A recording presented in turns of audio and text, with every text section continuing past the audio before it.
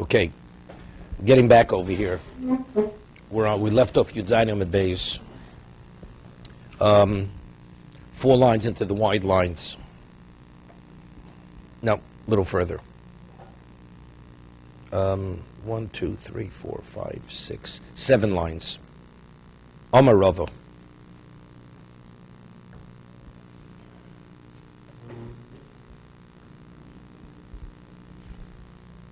Just a little bit before.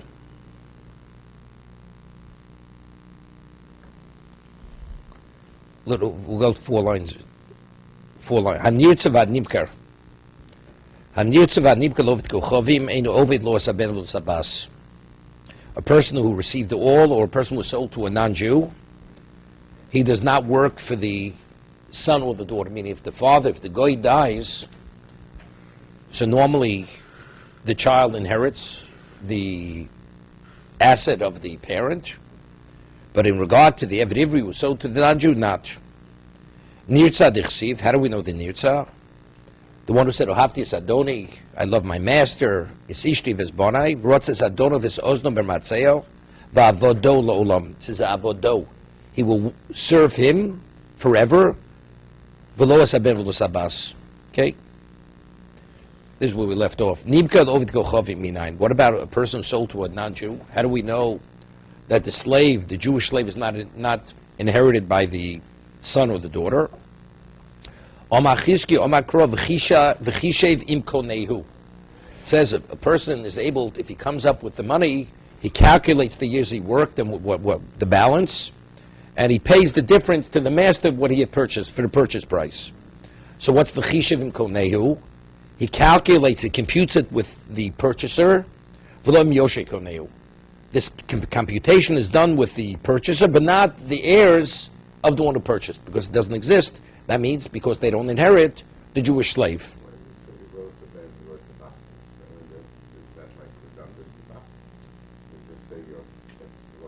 Same thing. No, so we discussed it. No, it's specific with the Ben and Bas. Because a Ben and Bas, we say brokar davua. A child, a brother is something else, or a father is something else. Right, that I would see as an extension of the parent. Omar Rava, this is where we left off. Dvar Torah ovid gochov yorishis oviv. On a Torah level, a non-Jew is an heir. He inherits his father, even just as we have Yerusha by Jews, inheritance. We have the laws of inheritance by a non-Jew. Ovid gochov yorishis oviv shenemar. How is it indicated? V'chishev im konehu. V'lom yoshi konehu. Right? You compute the years which are left with the one who purchased him, but not the heirs of the one who purchased him. Michal disla yoshim. So what's the inference? Evidently he has heirs. So we see that the laws of Yerusha are not exclusive to Jew. It even has relevance to the non-Jew. The laws of Yerusha.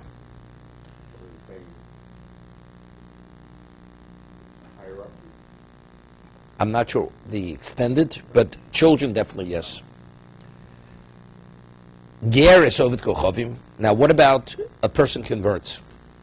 Okay? A person converts to be a Jew, and then his non-Jewish father dies. The ger, the Jew, that we say Gershin is gar katan shenola domi, does he inherit his non-Jewish father? That's the question. Ger is ovid kochavim, eino midivrei Torah, elo midivrei sofrim. He does not inherit his father on a Torah level, but he inherits his father midivrei sofrim on a rabbinic level. Did not? Where do we know this from?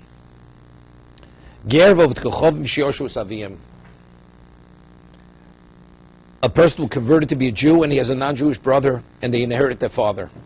Now we speak about Yisur Hadno, correct? Yainesach Avodah Zorah, Jews not permitted to benefit from. What about Chalipe Avodah Zorah? A person has an exchange, a person has idolatry and exchanges for something which is not idolatrous. So by receiving it in its place, that's also, you're not permitted to benefit from that. Because factually it's benefiting. In exchange, you're receiving something, so you're benefiting.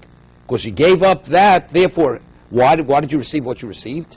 Because you gave him something you're not permitted to benefit from. No, I'm not talking about a chalipin. Not talking about a chalipin necessarily. Chalipin. No, I'm not talking about the barter. Not a barter. A barter. I have yayin nesach. I say to a non-Jew, give me $50 for it, right? It's worth, but factual. Why is he giving me the $50? Because I gave him the avodah zarah. So I'm benefiting from the yayin nesach with avodah zarah, right? Because I gave it to him. So that's my benefit. So you have two brothers, one a Jew, one a non-Jew. The convert, the Jew, could say to his non-Jewish brother, you take the idolatry, vani mos, and I'll take the cash, which is the equivalent of the idolatry. Vani peros, you take the yayin nesach, the wine that was used, which is yayin nesach, you're not permitted for libations. Vani pay, I'll take the fruit, the produce. Also, if he already took possession of the idolatry or of the yayin nesach, and now he wants to make the exchange, it's too late. But when it's in the estate, and he says to his brother, look, you take that, I'll take this, it's not a problem. If you say inheritance, that even the Jew who converted, the non-Jew who converted, he inherits his father in the Torah level.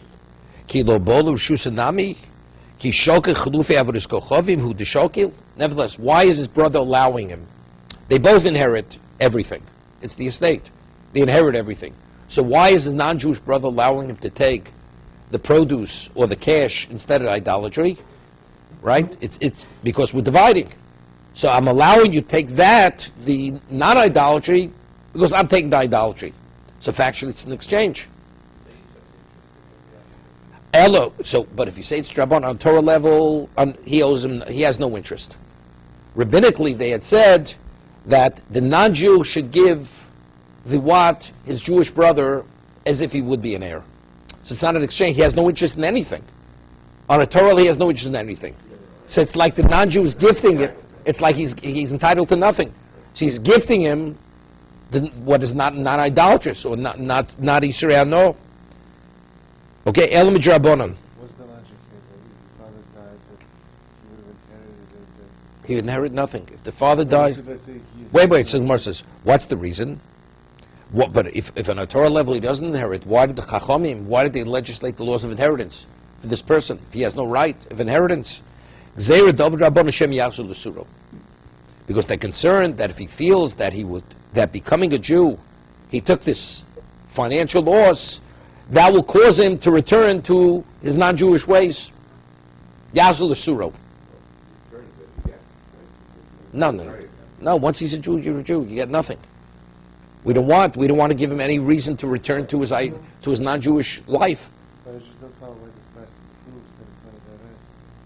It would be a dorais, so he wouldn't be able to, whether he takes possession or doesn't take possession. He wouldn't be able to benefit. It's always considered a barter. I'm only taking this because I allowed my brother to take that. So it's always the equivalent of an exchange. Why can you say after the fact, whatever they decided to do, like kind of No, because you have everything. No. If you hold, that Tosafot points it out. If you hold yesh breiro, you're right. If you hold yesh breiro, then it's no proof. Right? Tosafot speaks it out explicitly.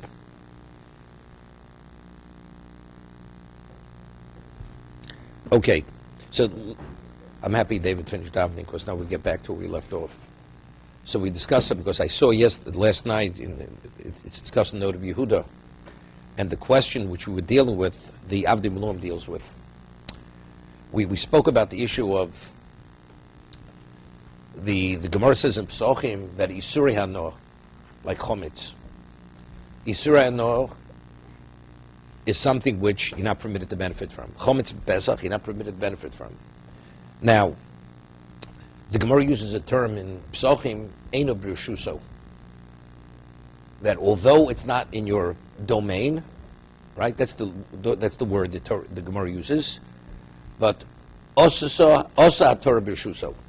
The Torah makes it in your Rishus to be in violation of Al Yirah B'Yimotze. Although it's not in your domain, the Torah deals with this, and if it is in your domain, that you should be in violation of Al Yirah B'Yimotze, as if that you're possessing it. Now, what does that mean? So Rashi says, what is Einu B'Shuso? Even though it's Einu Shelo, it's not yours. The Torah treats it as if it is yours to be in violation, because Torah says, Lo Yiro L'Chos or Lo Yiro L'Cho Chometz. You should not say your chometz, your seor, your leavened product. It has to be yours. But factually, if it's Yisur Hanoah, it's Einu Shelo, it's not yours. So why are you in violation?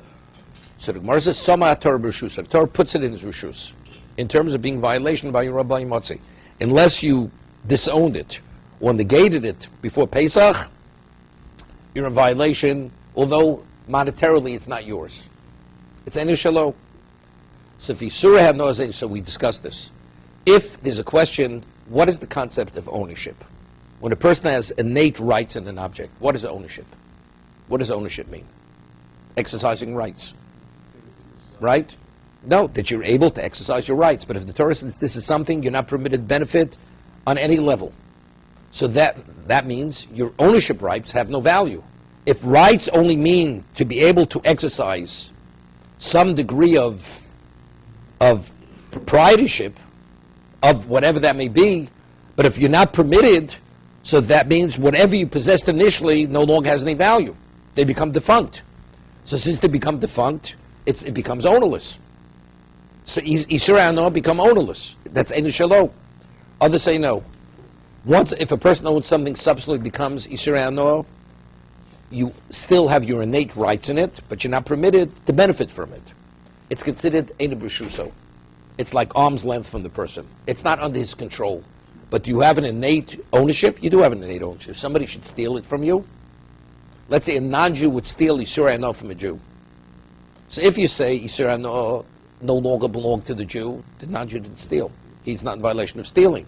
But if the fact is you have your innate rights, but you cannot transact it, but innately it is yours, he's a thief. So he violated the law of stealing, the non-Jew. He doesn't pay it, but he stole. Doesn't make a difference. He's in violation of stealing. He stole. He stole, so he took something that he had no right to take because it belonged to someone else. That's stealing. Not to the guy. It's not worth the shav bruta. The first, the Gemara says we had in Sanhedrin a non-Jew is in violation of even pochs mishav bruta, right? So the non-Jew will be in violation. So if Yisur Hanoah is Einu Shelo, he's not in violation. Now, so this is the question we left off. Two brothers, a Jew and a non-Jew, the father dies, and there's an estate. So if you tell me, if you tell me something, the innate rights remain in the object, but you can't transact it. You can't transact it because it's something which is not under your control. So okay, so the Jew inherits and the non-Jew inherits. So if they both inherit, then we have a problem. So even if it doesn't come into the possession of the Jew, they just divide the estate, it should be the same problem. Because the only reason why the non-Jewish brother allowed his brother to take what's not idolatrous is because he allowed him to take it is idolatrous. But if you say it's Einu Shelo, it's not his, how does it become part of the Jew's estate? That aspect of the estate the Jew never inherited. Right? That was the difficulty we left off with. Even if the Torah passes it down, you can't pass down ownership if it's not possible ownership because you can't exercise ownership. Those ownership rights have no relevance. That's the question we asked. Dave, do you remember the question? Okay. So I saw last night the note of the rules like, what's the halacha? Chometz of Pesach. A Jew has chometz on Pesach. He should have sold it and he didn't sell it. What's the halacha? Rabbinically, he's penalized. After Pesach, no Jew is permitted to benefit from it, rabbinically. Okay, on Torah level, it's permitted, rabbinically not. So the note of Yehuda speaks about a case where a father dies right before Pesach, right at Chatzos. Erev Pesach, midday, when the chometz becomes chometz. So the question is, the chometz after Pesach is a chometz of Pesach. Right? Because since it's Yisur Hanoah, it never belonged to the children. So if it never belonged to the children, they're not in violation by Yorah Bal Yimotzei. So if that's the case, there's no one to penalize. So after Pesach, they should be able to take possession of the chometz. So nobody who says, no question, that since chometz is Yisur Hanoah, and it's Einu Shelo, so therefore it wasn't theirs. So when did it come to them? It came to them after Pesach. Same question by every chometz. No, that's the question. state is separate entity which sits up there and people don't have any ownership. I just want, no, let me just, Same question. wait. This is the Chofet. This is the note of Yehuda. So the Avni Beluim asks, that's the Ketzos from our Gemara here. How could you tell me that they have no innate rights in the inheritance, which is Yisrael? No, the Gemara says over here that if Yerusha would be a Torah law, if the Jew would inherit his non-Jewish father on the Torah level, so what is not idolatrous, he would not be able to benefit from. But if you tell me idolatry is not inherited by the Jew, because it's something you cannot have any innate right in it. So if that's the case, what's the Gemara saying over here? That's the Avnei Malum's question on the note of Yehuda, on his ruling. So therefore he disagrees. So he holds that you can't have an inherent interest. Right. And therefore he says, therefore regarding Chometz, it's Chometz Shavuot Pesach. Okay? That's what he says. And he wants our difficulty from the Gemara, but you understand, but it's a question, but the question's not an answer. It's not a refutation. Because factually, Rashi says in Psachim, Einu B'Rshusas, Einu Shelo. It's not his. It's not his. If it's not his, if that's the case, he doesn't have part of the estate. So how do we differentiate between the case of Chometz and this case? So evidently we are differentiating, right? What's the differentiation? Right? How do we differentiate between two situations? Andrew, you with me? Or you have a little jet lag? Okay. So I was thinking like this. There's no comparison between the two cases. It's really what David's touching upon.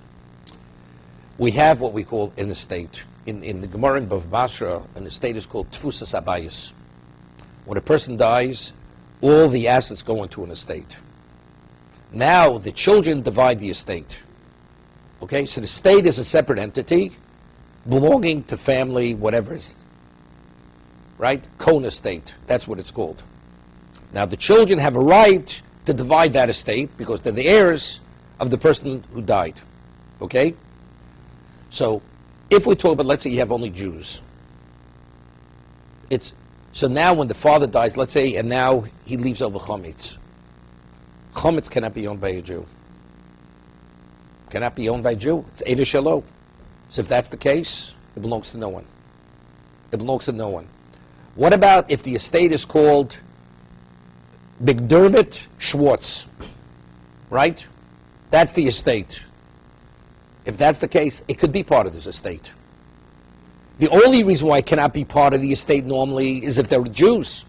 Because a Jew has no innate interest in something which is Yisur Ano. But if the state itself does not identify as the Jew's estate, it's the non-Jew's estate, if that's the case, it could be held. It's held for both of them. Now we divide, so why does the non-Jewish brother allow his brother to take the produce, which is the equivalent of the Yayin Esach, or the money, which is the equivalent of the idolatry? Because he's getting the equivalent, if that's the case. That's considered, that's benefiting. He's only releasing that from the state because he's taking the other. But that's considered an innate ownership because under normal circumstance we don't allow it because it has no relevance. But over here it has relevance because there's a non-Jewish brother involved regarding him. I think that's how we differentiate between the two cases. Right. But let's say the whole entity is all Jews. Then nobody has. Nobody, and that's no Yehuda's psak. Why can't you say that the estate, the Jew and the Jewish part of the estate, doesn't own? Because the Jew himself doesn't have it. Because he has no identity. Within the estate, he doesn't have an identity. He's called an heir.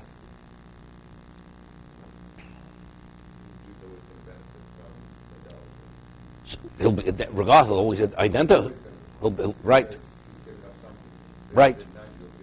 Right, for that. Still has to be refined. But I think that's the approach. Otherwise, what he's asking on Note of Yehuda, it's a question on Rashi or many other Rishonim. If actually it's not his, it's not his. So you have a stira. Regarding Chometz, Isura, no, what's the halacha? It's not his, but here we say it is his, because you see it's part of the inheritance. Okay, further.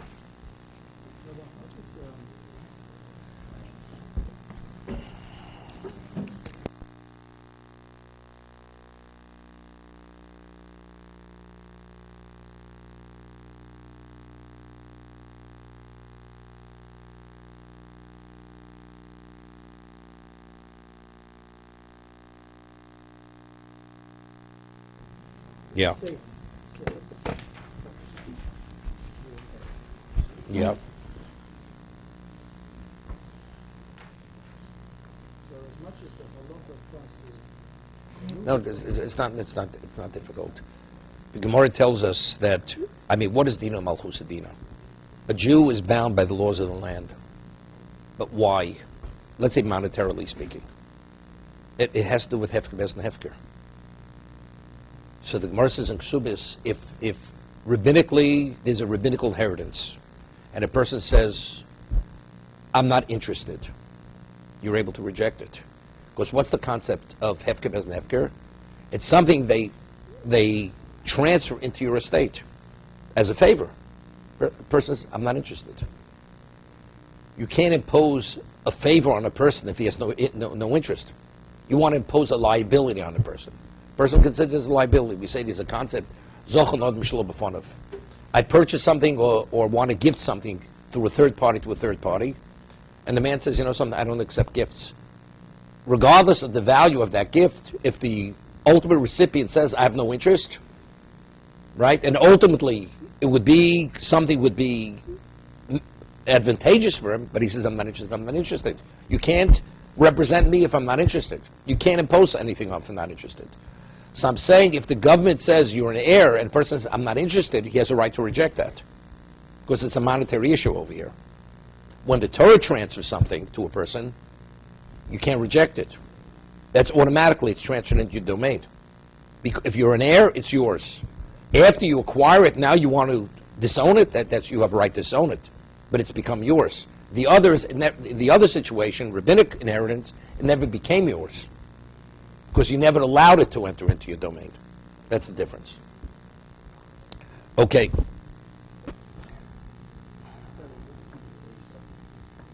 there is the only and let's say 90% of this estate is whatever it is 99%. It's understood he's permitted, so the Yanesri doesn't take, and the other is he takes. It's poshut. That's understood.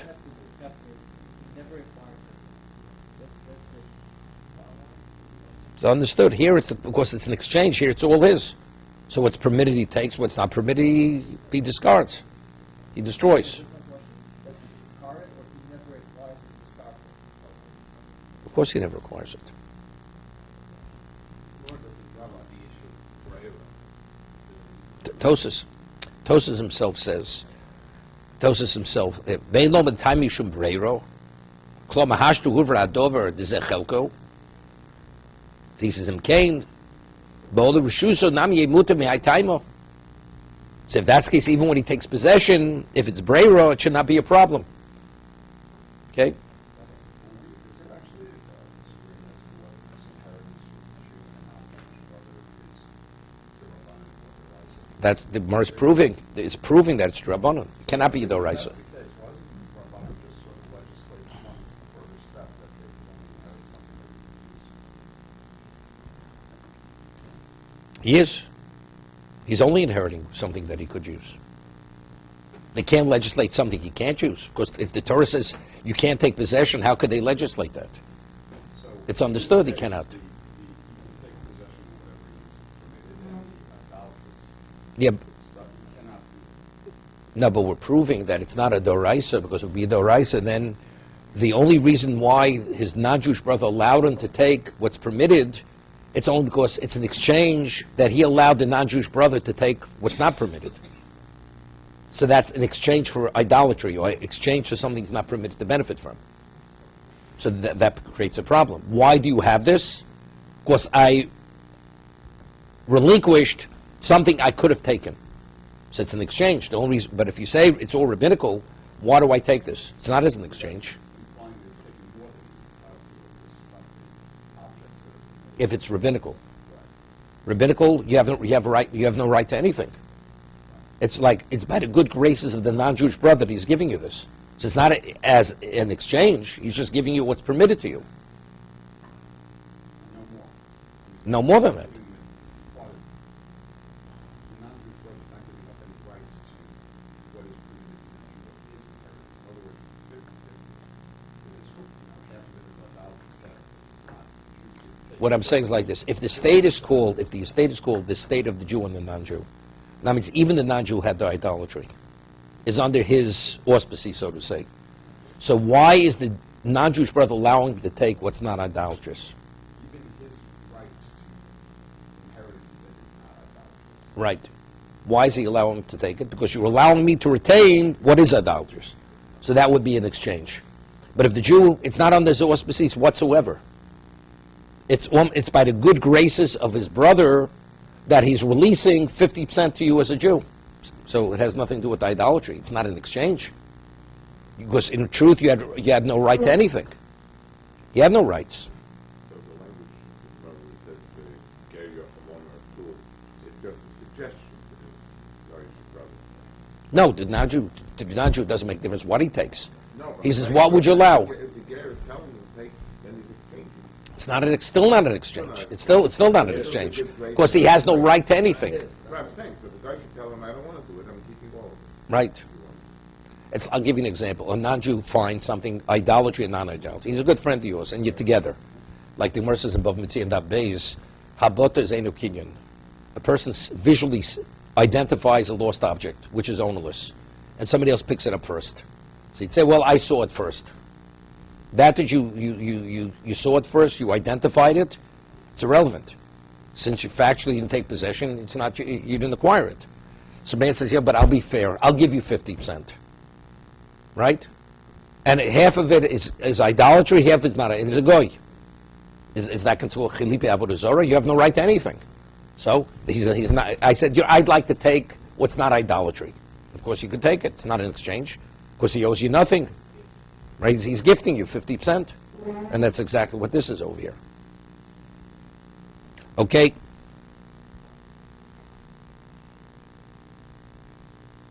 Tanya Nami Hochi, we have a brisa which supports this. The Medvar Mamurim Kishi Yorshu. This that we say that he's permitted to take if he did not take physical possession, he's permitted to take what's non-idolatrous. That's only in the context of inheritance. Avo Kishin Ishtatfu. Let's say they were partners. Also, then he's not permitted. I mean, let's say they bought a lot. We had a case in Avodah Zarah. Person buys a lot of scrap metal, and in the scrap metal he finds an idol, which is idolatry.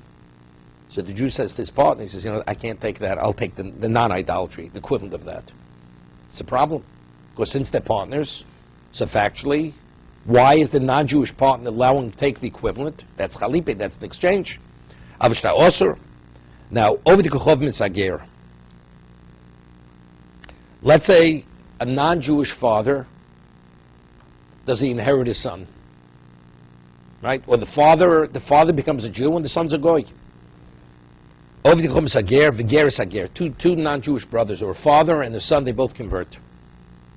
Are the heirs of one another on a rabbinic level. Eino lo b'divrei Torah lo b'divrei Sofrim. They don't inherit one another, not on a Torah level, not on a rabbinic level. There's no reason. Right? It's hefker. It's ownerless. This is like the Gemara says, nichse gera hefker. Person converts, then he dies. He has no children after he became Jewish. Well, what's the status of his estate? It's ownerless. Ditnan. Lova mos min ager.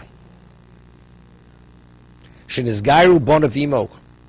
Person borrows money from a convert where his family converted together with him. So halachically, his children are not his children, correct? Gershon is guy called Shenoladomi, just as he's considered a newborn person, his children are also considered newborn. So halachically, there's no relationship between the father and the children. Lo yaz lebonov.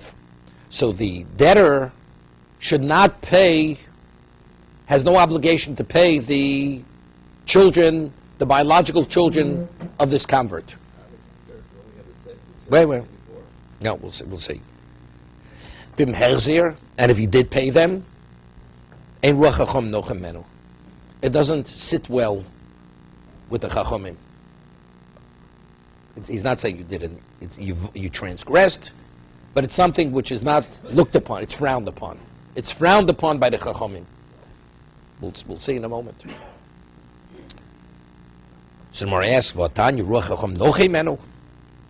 We find in a similar situation that when you do pay the child of the lender who fathered the child, who was a ger, and he's a ger, it's looked upon in a very positive way. Ruacham nochei menu. So how do we reconcile the two brises? One says ein ruacham nochei menu, it's frowned upon. The other one says no, it's looked upon in a very positive way. Lokasha, kancha rosav leidosa shablu kedusha. One situation speaking about that the conception and birth was before he converted the child. The child was born as a non-Jew, was conceived as a non-Jew, and born as a non-Jew. Subsequently, the father and children, they convert. In that case, it's ein ruach chacham nochei menu. It's frowned upon. However, if the child was conceived when he was a non-Jew, but when he was born, he already was a Jew, he was a Jew, then if you repay the child, that's looked upon positive, meaning there's no obligation. Obligation-wise, there is no obligation. But if you do pay the debt, it's looked upon in a very positive way. So the obligation is only the pregnancy and... It's his child. It's not his child. Right. If the conception was before he converted, it's not his child. We'll see. So we're differentiating. Because in one situation, he was born as a Jew. The mother, when she gave birth to him, he was born as a Jewish... Let's say the mother was Jewish all along. The Gemara tells over a story that the Gemara says, in Ksubis Banti de Shmuel, the daughters of Shmuel, they were taken captive by non-Jews, and one of the daughters was raped by the captor, right? And then afterwards he converted. There's an Amoris, his name is Rav Mori Bar Rochel. The reason why he's identified by his mother, because at the time of the conception, his father was a goy. So he's referred to, he's an Amor, Rami Bar Rochel, who's the grandson of Shmuel. This is the grandson of Shmuel. Subsequently, his biological father was named Isaac Yura. His name was Isaac Yura. And he became a Jew afterwards. So, of course, the relationship was like a father and son, but factually, there was no relation. So Tosfos is going to ask a question over here. We're saying over here that if it's Horosa Shlo B'Kedusha V'Leidosa B'Kedusha, over there we're talking about the mother was Jewish. Always. She conceived, meaning he impregnated a Jewish woman. But the father has no relationship, halachically. So in that situation, if Isaac Yura would have lent money to a third party and you would repay the debt to Mori, Barochel, that would be Ruacham Nochei Menu. Okay? So Gemara asks a question, there's a story, the Gemara tells over a story in Bava Basra that Rava had a pikadon of Isaac Yura, $1,200, $12,000. And Isaac Yura was about to die, and Rava was excited because if Isaac Yura dies, and he had no other children, Isaac Yura, so he takes it, it becomes ownerless. So Tosfos asks, what if Rava wouldn't pay the money to Ramori? It says Ruacham Nochei Menu, right? Ruacham Nochei Menu. Over here, it's something. It's seen positive. You pay. I mean, Rava didn't want to fulfill the aspect of Ruacham Nochei Menu. That's Tosfos' question over here, right? So Tosfos says something interesting. He says there's a difference between a pikadon and a halvah. What's the difference between a pikadon? I give something for safekeeping. So Rava was doing a favor to Isaac Yura to watch whatever was given to him. When you lend a person money, the lender is doing a favor to the borrower. So when a lender does a favor to a borrower, not to repay his Jewish heir where he was born Jewish, it's being ungrateful. Because there should be Hakara Satov to pay at least his child that was born as a Jew. Because Rava did the favor to Yisagura. There's no Hakara Satov over there.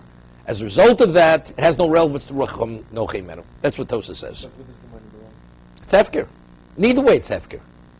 In either way, it's Hefker. Right. Because there's no relation between Yisagura and Rav Mori Bar Rochev. So it's interesting. There's a, the Gemara in Bava Metzia, we have the concept of Migu. Right, Migu. What's Migu? Believe me on this, because I could have, if I want to be dishonest, I could have said something else, or I could have remained silent. That's Migu.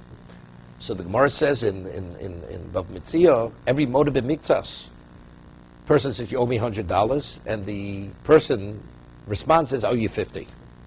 So you have to take a shvur d'oraisa. He has a migu. He thinks I could have kofar hakol on a Torah level, doesn't have to swear. If you total denial. So when he makes a partial admission, believe me that I'm honest, and I only owe you partial part of your claim, because if you claim I'm dishonest, I could have denied everything. That's the Gemara's question. So the Gemara answers. What does the Gemara says? Eino domeis ponav b'nei balchovo. That a person doesn't have the insolence to deny the claim, so therefore he had no choice. So why is he saying less? Because he doesn't have the money to repay the full amount, so he's just putting him off. As a result of that, the migu is not valid. Okay, that's the Gemara above Mitzvah. So there's a Shitas Rashi.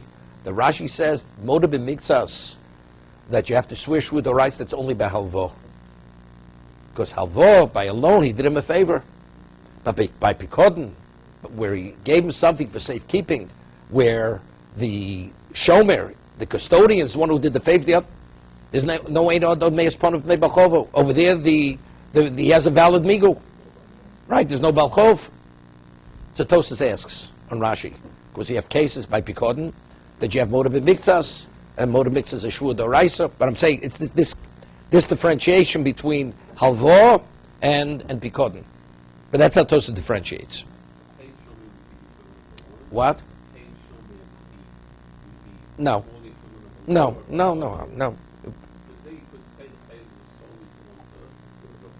No, but each one, look, the reason why I'm not doing it for nothing, you're not doing me a favor either, you needed a service. I mean, a person buys bread from me. Am I beholden to him? Hey, look, I gave you something in return. But a loan is gratis, right? You're not permitted to charge for it. So if that's the case, that's a total favor. Total favor, it is Hakor Satov. Okay? So the Gemara differentiates. If it's Harosa Shlo B'Kedusha V'Leidosa Shlo B'Kedusha, that's Ein Ruach Chacham Nochei Menu. But if he was born as a Jew, then it's Ruach Chacham Nochei Menu.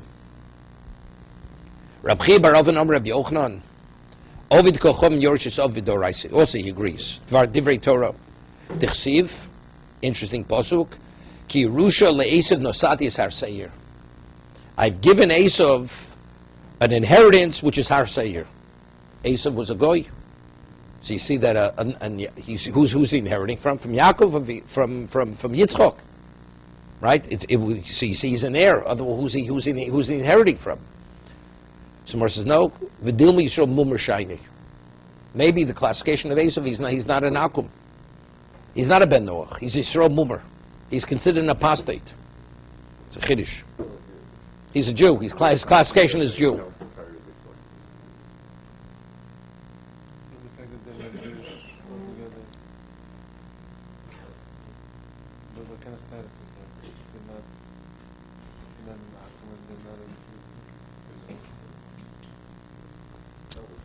What?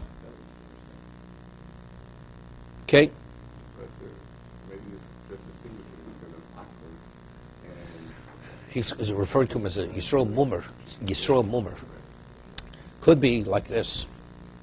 First, it's not simple what I was status before Sinai was, but could be at Sinai, Esav became an Akum. This is Ki Rusha LeEsav. The Satz Har Seir. Could be this is pre-Sinai. Pre-Sinai, then he had a status of Yisrael. Once Sinai came, we said Nasav Nishma, then Esav is classified as a Goy. So therefore there's no proof to be continued.